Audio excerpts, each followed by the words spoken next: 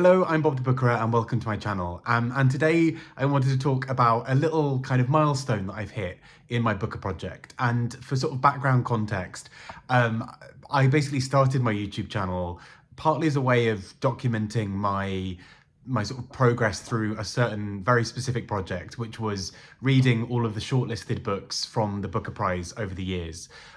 Which, the more I look back on it, the more I'm like, this was stupid. What was I thinking? But I finished the book the other day, which made me suddenly realise I've now finished reading all of the shortlists from the 2010s, and I'm slowly making progress. I think genuinely I might almost finish my project by the end of the year, which is very weird to think of. Completely bonkers. That's weird. But the 2010s are all complete now. And I'm slowly working my way through the other ones as well. But what I wanted to do from that is pick some of my favourite books from over the shortlists from the 2010s. I haven't got a book for every year, and some years I've got multiple books. I was going to try and keep it to 10 books. It ended up being 11, and I kind of couldn't really... It's sort of much of a muchness which one I would choose to get rid of. And kind of I thought, well, actually, nothing is saying that it has to be 10 books rather, for the 10 years, but sod it, it's my channel, my rules. So let's do that. I've left out the winners because otherwise that would have massively increased the numbers. But I will say that, you know, the 2010s had some great winners. Some of my personal favourites in there as well. Milkman by Anna Burns, which I think is phenomenal, and definitely the rightful winner. We've got Lincoln and the Bardo, another fantastic winner. Just so many brilliant books that were winners in that time. So let's look at some of the other books. And this has been a real joy from reading the Booker shortlists to discover some of these books that I otherwise might not have touched or heard about. So let's talk about them. Let's get going. So starting with 2010, I really enjoyed a couple of books from this list. Now, there's one book that I've spoken about almost too much because it's just a book that I think I read at exactly the right time, before I knew about the Booker as well, and just fell in love with. And I reread it a few years ago and it still holds up to me. And that is Damon Galgut's In a Strange Room. It's a short book. It's about sort of just under 200 pages. And it sort of is told in about 3 different parts, really. But there's something about the way this book captures a very specific type of story that I found really captivating, because a large part of it is this sort of that odd, mysterious feeling of being in your late teens or early 20s, being independent for the first time and going on these adventures where you're kind of traveling alone and you're this sort of, you know, you've got this new life ahead of you, but equally you are not prepared for anything that's out there and available to you. As in, you know, you don't have the experience under your belt to deal with some of these things. And so in this book, you've got some really dark themes that happen with a set of characters who are backpacking or sort of traveling around, and these really intense relationships that get formed in a way that is very real, I think, to that experience of, you know, people you meet when you're traveling. There's this really intense bond because you might, you know, there's almost nothing to lose. You're new people. You get to reimagine yourself and sort of do like a Madonna reinvention any place you go. And equally, at the same time, you know, everyone's sort of doing that. So there's this kind of odd mystery to it. I love this book. This is, for me, it just has a really special place in my heart. It's a really difficult book at times in terms of the themes and subject matter are incredibly dark, but I think it's just such a beautifully, beautifully written book. Also in that year, Emma Donoghue with Room. And this is probably, in some ways feels like a less typically Booker book, but I'm very glad this was on the list. It's a really haunting book in many, many ways. I don't know what was in the water in 2010, but some really dark books going on in there. And Room tells the story of essentially a young boy who has been raised in one room. And we learn increasingly as the story's going on what that's about. We basically get the sense that it's a sort of kind of hostage, not hostage, but kind of being kept captive kind of situation, really. And so we're told all of the book through this young boy's perspective with this very simple language. And that in some ways sounds like it should be a recipe for disaster. It's so hard to write a book in the perspective of a young person and have it be convincing and not completely dull, because, you know, you're trying to tell a story and telling a story through a young boy's mind where he has very limited understanding of the world feels like it would make for a really difficult reading experience. But actually there's something about the way this book is carried, and particularly the way that we sort of have this perspective of what this mother is dealing with in that room as well, that it just makes this whole book really haunting. And yeah, it really kind of stuck with me because it's just it's a lot as a book, but I think is really really brilliantly done, and I think just such an inventive piece of writing. Also, from the books I've read of Emma Donoghue, she is able to just sort of shapeshift. Her novels are very, very different, and this one especially just sticks out in this very odd way, but I think it's just such a brilliantly done piece of writing. We moved to 2012, and that's not an insult on 2011. There are books that it's worth noting at this point, books I don't mention, it's not that I didn't like them. These are just books that I really enjoyed for whatever reason, and I think added something quite special to the list. And so in 2012, we have Twan Eng with The Garden of Evening Mists. And I just think this book is so beautifully done. If Bring Up the Bodies by Hilary Mantel hadn't won this year, this would be my choice. I think both of them are exceptional books. The Garden of Evening Mists does some really beautiful things, I think. It largely tells the story of a set of characters who are, to some degree, reeling with the after effects of Japanese colonialism over Malaysia and also just sort of over other places. And the book kind of largely has a couple of different sort of points of view, or sort of places that we're looking at in terms of people's past histories, and we have at the heart of it somebody who befriends this man who is, you know, a gardener, and is kind of imparting this knowledge about this kind of philosophy of various things. But this person at the same time is reliving her memories of basically prisoner of war camps and of colonialism and various other things. And so there's this really difficult relationship in terms of her trying to sit down with somebody who's sharing this ancient Japanese wisdom and also not feel that she's sort of letting this person off the hook for being Japanese. And it's this kind of very odd dynamic between them. But I think this book is so exquisitely written and so carefully handles that subject matter that this book doesn't feel like a sort of, like a ranty thing. In fact, it just feels like a very beautifully human story about how we try to understand each other in the midst of sort of socio-political things all around. I just think this is the first Twan Eng book I read, and I fell in love with this. I think this is just beautifully written. It has all this kind of exuberance and artfulness and sort of lyricism, whatever that word is. But it also just has this real heart to it as well. I just think this is a great book. Next up, we go to 2013. We have Ruth Ozeki with A Tale for the Time Being. And without spoiling too much about this book, the title is a very clever one when you get into the book, because obviously, A Tale for the Time Being has a sort of, let me sit down and tell you a story while you wait for something else. But there is also a kind of playfulness within this book about time travel. And so we can also read this as a tale for the time being. And without going too much into what this is, it's just a really playful and interesting book. It sort of takes as its story various characters who are looking through bits of their own personal histories and also just sort of trying to understand the world. It's sort of, in wonderfully Ruth Ozeki fashion, has a sort of self-insert to some degree in the book of a mysterious author figure. And also we've got just all these other things. We've got these notes that are passed between bits of history. We've got this kind of, this real playfulness about time travel. And it's just such a beautifully fun book. And that's the thing with Ruth Ozeki's books, from the ones I've read so far. Like, she just has this real joy for writing, it seems. There's this sort of, this real sort of happiness about the idea of storytelling going through the book.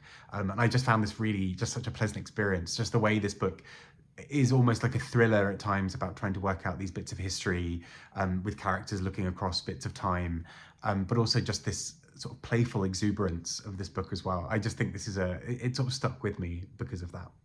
Also in the same year, Colm Tobin's The Testament of Mary. And this is a very short book, about 100 pages or thereabouts, which is essentially trying to look back at various biblical stories, and particularly ones that sort of deal with Mary, and essentially humanize Mary as this character who is trying to understand who she is. And sort of, it's difficult to kind of not spoil parts of it, but she's essentially this interesting figure where it's almost this idea of, well, actually, if Mary existed now, or if we could see Mary at the time in a non sort of directly biblical sense, would she be viewed differently? And in this book, we sort of see how she is often outcast as being this sort of almost mad woman, and she is this sort of, there she is sort of trying to understand what it means to be sort of embroiled almost in a sort of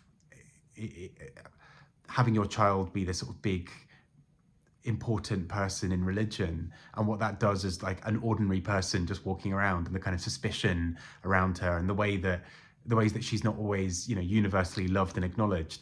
And this really affected me at the time. I just remember thinking, this is just such a brilliantly realized piece of writing, and the kind of restraint of keeping this to about 100 pages I thought was excellent, because there's something so sort of, it's like a little whisper or like a little confessional, but it contains so much in it. I think this is just so well done. Apparently 2013 is that year, because I would also add Jim Crace with Harvest. And this is an odd book, and it's one of those books that appeared in so many other prize lists and things around the time, and I can entirely see why. It's, where to start? On the surface, it's a book that doesn't sound like it would be particularly interesting, to many people at least. It sort of is largely around agriculture and sort of policies around it and what that does to the land. But what actually kind of emerges from it is a story of people and their histories, and the ways that people feel this connection to their land and the things around them. And so the instituting of these new laws kind of also sets off the kind of, torch and pitchfork kind of people, right? It kind of creates this situation where people are suddenly so angry about the ways that things around them are changing, that it turns into this incredibly violent and brutal book. And so there's just this sort of fire and this energy to this book that is really quite bizarre. There's something utterly terrifying about the way the book kind of exposes, I guess,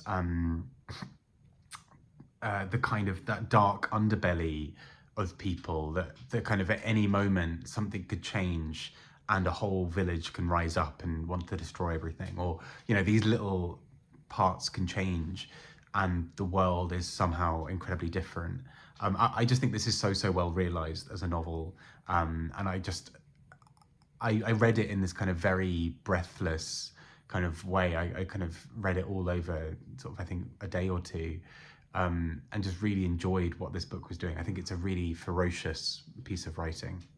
Next up, we have Chigozie Obioma in 2015 with The Fishermen.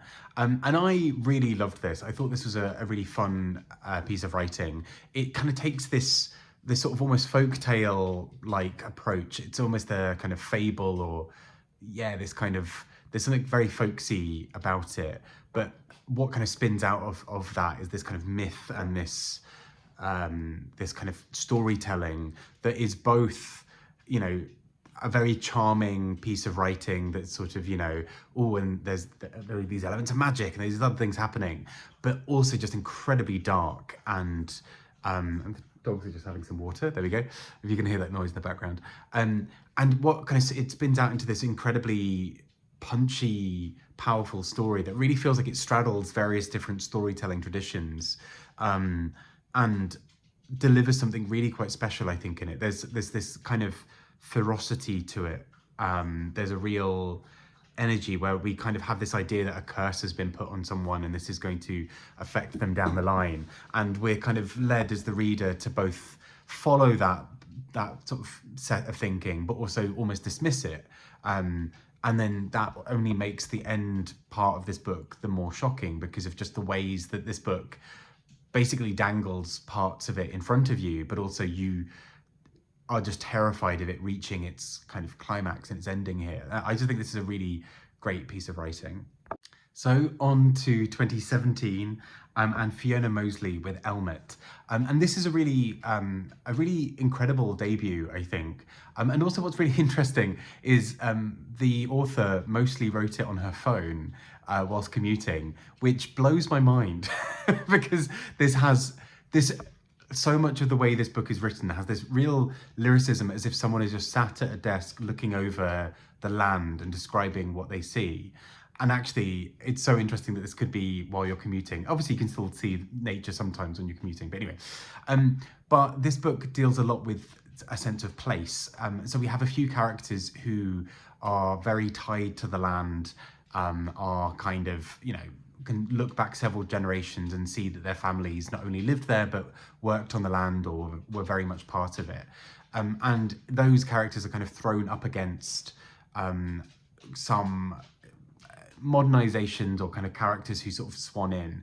And almost a bit like Harvest, actually, there's this kind of unnerving thing that comes up, this kind of danger that's sort of seen as a threat in there. And there's a lingering violence throughout the book, this kind of undercurrent or this kind of low hum that goes throughout the whole book, and it just builds and builds the kind of uneasy kind of quality, and towards the end of the book it just builds into this really incredible dynamic ending. I think this is a really clever book that so carefully examines what it means to be from a place and the ways that some of those traditional senses of self and belonging are shrinking. That, typically in the past, humans would often, your family grew up in one piece of land, you live there, your children will live there, and that's kind of where you're from.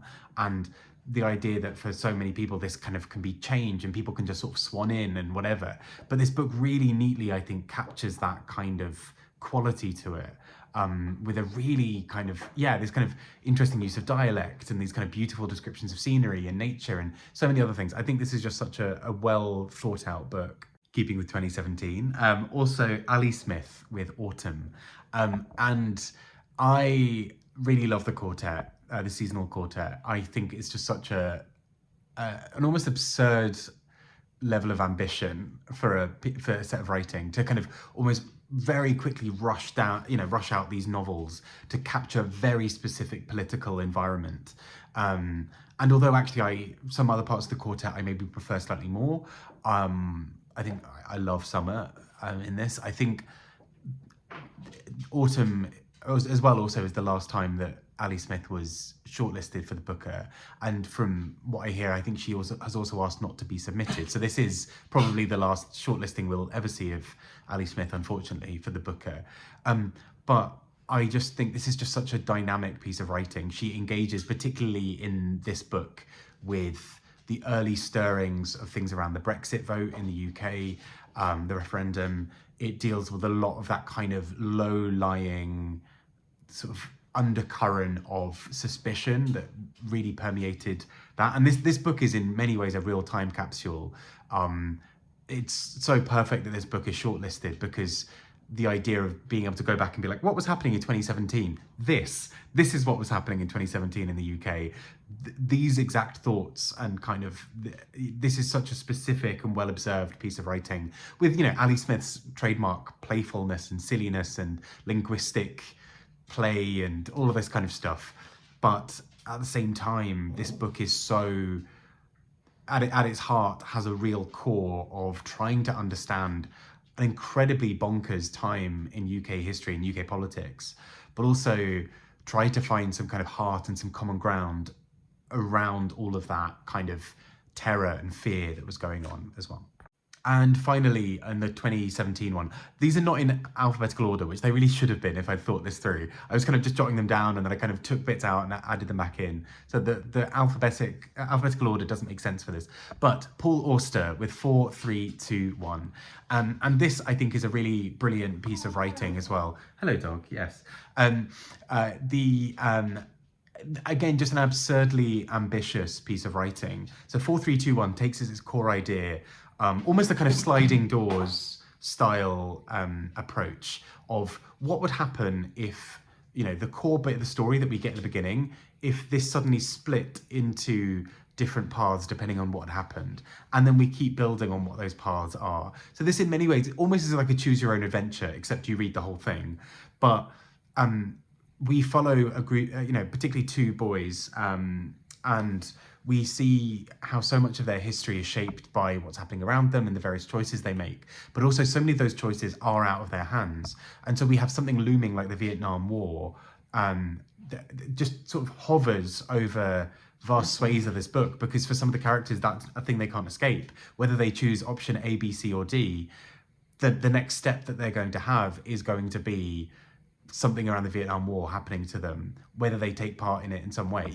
There is something about the way this book looks at the kind of inescapability of fate, but also about the idea of being able to choose your own fate that I think is really neat. It's not quite as easy as just a very simple point of you do this and like, ooh, look, life's different now. And I think the audacity of this book is realized in the sense that it takes incredible skill, I think, to pull this off. But each time we have a section of 4, so it'll be something like, it'll be like 3.1, 3.2, 3.3, 3.4, but all of them will have very similar arcs and trajectories, but somehow the book doesn't feel boring for that, which I feel like it should be. You're kind of reading the same chapter 4 times, but each chapter is like 50 pages and it's going on for a really long time. And so this should be boring, but actually the little minuscule changes for how these characters live their lives, I think, is so well done that you're kind of reading on to be like, oh, but that thing's different. And actually now this thing is not happening. And I just think it's such a bold piece of writing and a really great one at that. And last but not least, we come to the final year of that thing. Again, just to stress, the years I've missed out, these are not bad books. These are just, the books I'm talking about are ones that I just have a particular love for. And would also have been very happy to have seen win. So this was always coming, but 2019, Lucy Ellmann with Ducks Newburyport. I go on about this book probably too much, but this is a really, again, audacious. Maybe it seems like the common theme here are sort of books that are incredibly ambitious and audacious, but also books about like underlying sort of currents of danger in the British countryside. But anyway, Lucy Ellmann's Ducks Newburyport is a 1,000-page book that is mostly done is one sentence. There are kind of bits that break up, mostly focused on a housewife in the US, and briefly interspersed with a mountain lion. Wild, but I think this book really pulls this off. And actually I found this a deeply emotional and moving book, which you wouldn't necessarily get, believe immediately upon starting it. So the core idea of the book is essentially we're following the inner life of this American housewife, and she is almost narrating every single thought she's got, and it's every single sentence is the fact that blah blah blah, or every thought is rather. So it'd be like the fact that I forgot to do the laundry, the fact that someone might think about this now, the fact that blah blah blah. There's a lot of word play, there's a lot of kind of interlinking of words and things. Sometimes there's almost a joke that started on one page, and then 200 pages later it kind of picks that theme or that idea or that joke back up. And at first you're kind of just sort of caught in the morass of this. This is just a really cyclical thought where sometimes the character is just saying various things that are on her mind. She's just sort of, sometimes she just goes through various brands of cleaning products or of peanut butter or whatever. And she keeps on going around in these cycles. But you start to sort of realize some things that are happening here. She is both a character that is incredibly terrified of some of the things around her. She's upset with various parts of her life. She's quite unsure about herself. She has a sort of a sense of failure that kind of threatens to kind of knock her over at any moment. So, you know, she's making something, but she doesn't think it's good enough. There's a moment of violence towards the later part of this book that I think is so exceptionally told, because something about that rhythm, there's something about realizing that danger is coming, but she's trapped in this, like the fact that blah, blah, blah, the fact that blah, blah, blah, blah. And you kind of can see almost, you know, the shark coming in the water, that kind of danger thing. And you almost don't know how she's going to be able to escape this. And the section of the mountain lion, I found really deeply emotive as well. There's something about this sort of mother trying to track down her lost cub that is really well done as a sort of parallel, and almost a kind of not a comic relief, but a kind of thematic relief from the kind of the churn of the rest of the book. I just think this is a really exceptionally done piece of writing. I think this is just so brilliant. I love this. I have such a special place in my heart for this book. I know that a lot of people don't like it, and I get that. I think it hit the right moment. I read it during lockdown. I kind of had space and time to be able to just read it, and I loved it. I think this is a really special book. And last but not least, Elif Shafak with 10 minutes and 38 seconds in this strange world. I have a real soft spot for this book. So Elif Shafak's writing, from the few books of hers I've read, she has all those, like, that beautiful storytelling kind of style that I really love, where it feels like your grandparent is asking you to kind of come and sit by their feet near the fire while they tell you a story. And I think Elif Shafak does this beautifully anyway. But I think the subject matter of this book works really interestingly. So we're in Turkey, where Elif Shafak is from. And we sort of learn about this woman who is part of almost a community of misfits in some ways. She's a trans woman. She's there alongside other people who are on the margins of society for various reasons. We see in quite shocking detail a brutal attack happen on her. And the book tries to understand how she might be remembered. And Elif Shafak, in kind of interviews talking about the book, mentions that there's this sort of understanding that for a lot of people who don't have family, or, you know, are cut off from their family in whatever way, they are often buried in a different burial plot that's very much the kind of almost the forgotten people. You know, it's the set of, you know, less, you know, either unmarked or less marked graves that are rarely visited, and people are kind of almost put there to be out of sight, out of mind. And so the book imagines what it might be like to be a person who would be buried there, and then extrapolates out into, well, how does the community around that person remember them? How can you honor someone's life in a really heartfelt and beautiful way, I think. And what I found particularly fun about this book is the way it approaches its two halves. So the first half is very much the life of this woman, and kind of guiding us through some moments. And we know from the beginning of the book that she has died. The book starts with her dying, and the 10 minutes and 38 seconds is a nod to a kind of what's believed to be the amount of time that the brain stays alive but, you know, after you've been killed, the kind of your brain is still running and is active. And so she's looking back over her life and imagining it. The second half of this book is almost this kind of madcap adventure of this set of friends and her kind of family, her community around her, trying to find a way of making sure that she is, hey Bubba, what we do, to make sure that her life is honoured in the right way.